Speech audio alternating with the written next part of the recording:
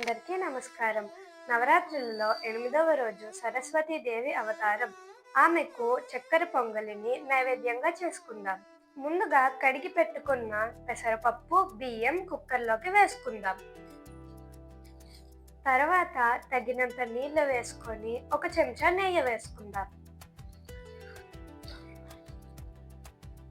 2 whistles వచ్చినంత వరకు ఉడికించుకుందాం.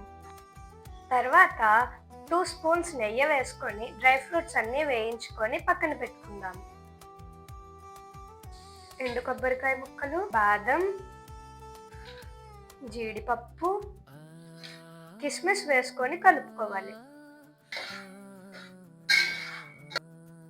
అదే గిన్నెలో బెల్లం, పంచదార వేసుకొని కరిగించుకుందాం.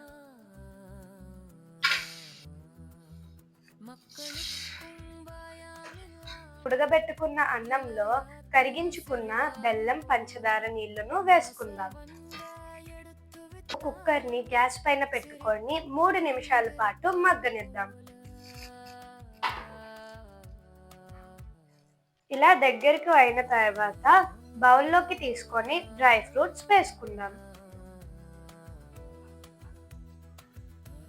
ఇప్పుడు డ్రై ఫ్రూట్స్ వేసుకొని కలుపుకుందాం.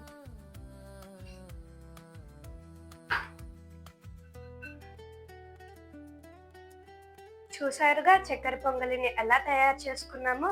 9వ నైవేద్యంతో మళ్ళీ కలుద్దాం. ఇక సెలవు.